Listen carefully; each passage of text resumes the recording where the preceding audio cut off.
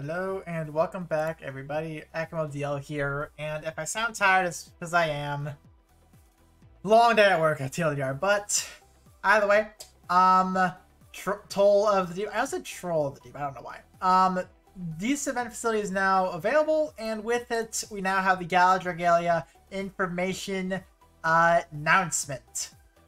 And yeah, this is gonna be quite the doozy because oh boy, I can tell it's the reason to why I'm so tired. But before we get any further, if you do enjoy this video and if you are excited for everything to come, feel free to subscribe down below and also check out the links that are down there as well. Really does mean a lot if you were to check me out on those. So, Gala Regalia. Summer Alex is a general pool as per usual with this. She's going to be a flame bow, which is interesting. I've heard light axe when she first happened, but flame bow, okay, sure. Probably going to be used for Asura's Wrath, in which I will be talking about Asura day before release as per usual. So don't you worry about that. That will happen soon. Then we also have Gala Reborn Nidhogg, as we all know and love. This banner will be starting tomorrow and go until the 5th, aka this will not be getting free multis. So whatever banner follows this will be getting the free multis. So do keep that in mind. You can go in on this banner day 1, no consequences. So starting off, we have Gala Reborn Nidhogg. Immediately when it comes to his skill Doomsday Eclipse, it is literally Gala Reborn Agni, except it does not have an affliction. As always with these reborns, they fire twice, once off of the basic skill, another time as everything ends.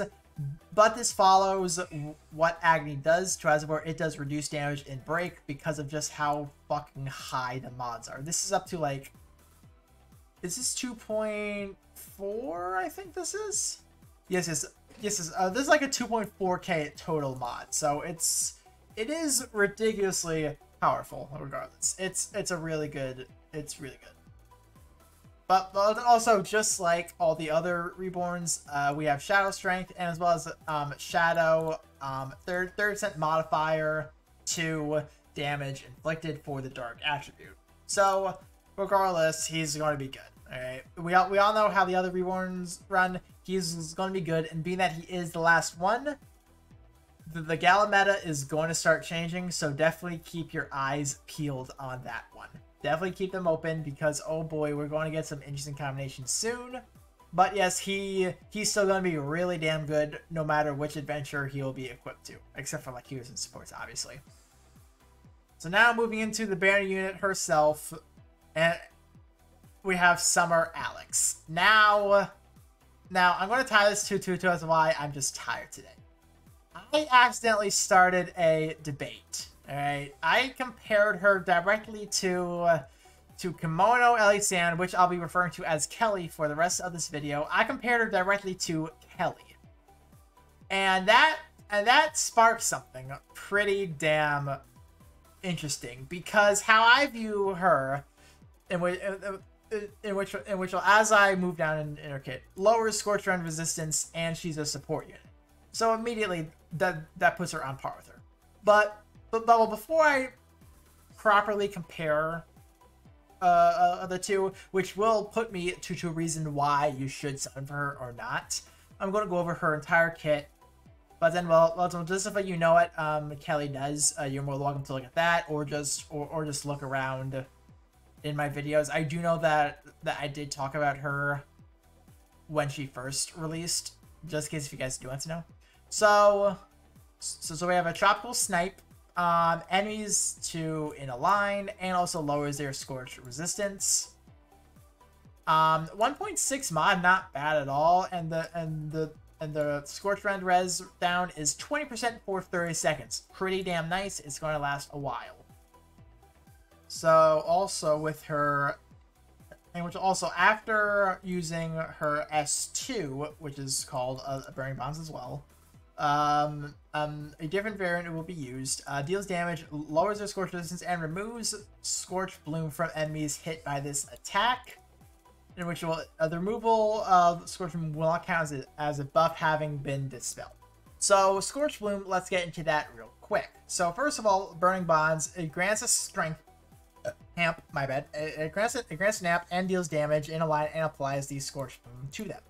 So when Scorch Bloom is lost, the affected enemy will take damage and be inflicted with Scorch Rend. Scorch Bloom is lost once remaining time is depleted or when removed with the Tropical Snipe skill, but it cannot be removed by attacks or effects that dispel buffs.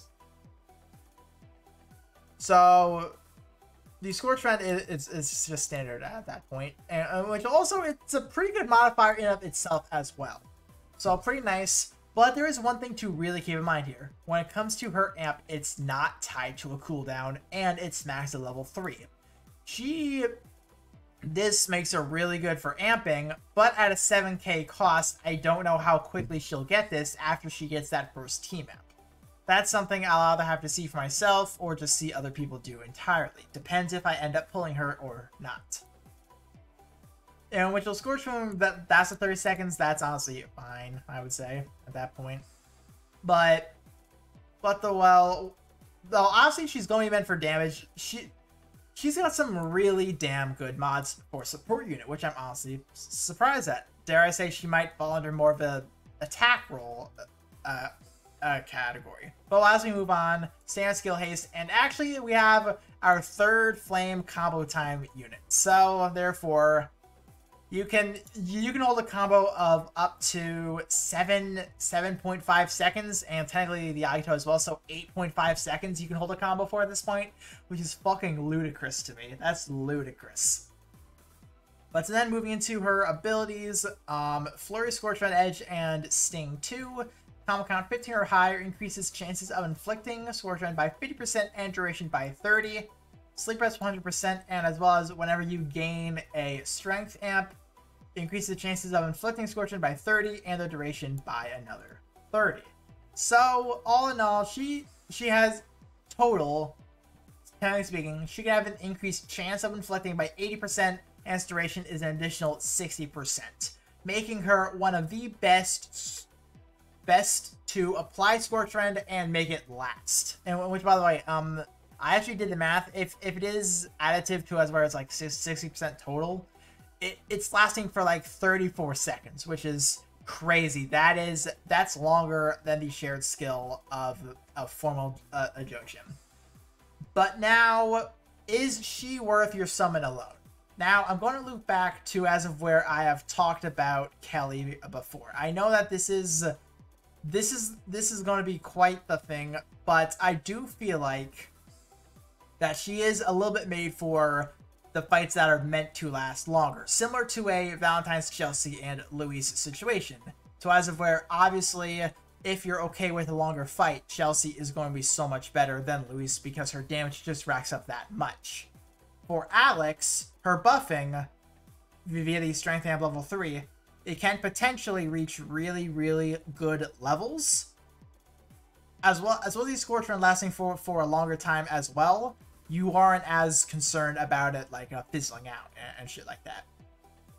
So that's why I feel like she's better for longer fights. Kelly, she just gives you strength instantaneously as long as you either main her or in co-op, obviously. As well as a little bit of a tankiness too, and also having 100% prep makes her really good, and also that chain providing crit rate is so damn good. So this is why I said the debate. They're both fighting for the role of being the Scorch Rend down mainer. Now obviously you can say just run both. You absolutely can. But that's why I feel like this tag is kind of misleading, which we've obviously known that for some units before, mainly Luis as well, dare I say, because she's tagged as support, even though she is obviously more treated as a DPS. I feel like for Summer Alex, I'll have to see her more as a DPS rather than a support, because my mind is so stuck on the fact that Kelly is probably better than her. Now, obviously, if you don't own Kelly, you're more welcome to go for her. If you love Alex to absolutely death and back again, absolutely go for her. I'm not one to tell you how to spend your currency. This is just me looking at usability standpoint and how certain things work already that are pre-existing in the meta. The fact that Kelly is so meta, I don't think Alex is going to overtake Kelly because of how good she is, especially on Jaldi. Now, though, this does not mean that she is going to be usable in the future. I feel like she can absolutely be usable in Asura. Absolutely. So definitely keep all that in mind. But in the end, that's my opinion. I'm not going to chase her. I'm absolutely not going to chase her. Me personally, I'm going to go for Nidhogg Hop Out. That's what I'm going to do. I'm not going to chase Alex because, like, I would prefer Kelly, to be honest. I would prefer to own Kelly because I feel like she's better for autos, and for Alex, it's like, And also, we need better ampers for fire in order for her amps to really, really shine. And also with Mars existing, that's something else that can help the ampers a lot. So Mars on Summer Alex and mating her, probably going to be one of the best fire ampers in the entire game, if not the best. Who am I kidding? The best right now. So yeah, that's all information to definitely keep in mind. Feel free to look at your own boxes and dictate from there. But I know most of you are going to summon for Alex because it's Alex. So in the end, that choice is going to be entirely yours. So hopefully you guys did end up enjoying this video. I know I sparked the debate in the comment section. Just please keep it civil. I was yelling at my brother for like an hour about this. Well, when I say yelling, I mean just like a really love really, but yes, we were debating for an hour about which one was better, and holy shit, our throats are gone. So yeah, that's why I sound like this. That's why I sound tired, but oh well, I'm fine with those debates, so I'm fine with them. So tomorrow I will be summoning for Nidhogg, so definitely stay tuned for that. And until then, I'll see you all then. Bye. Fuck, where's my cursor? There it is.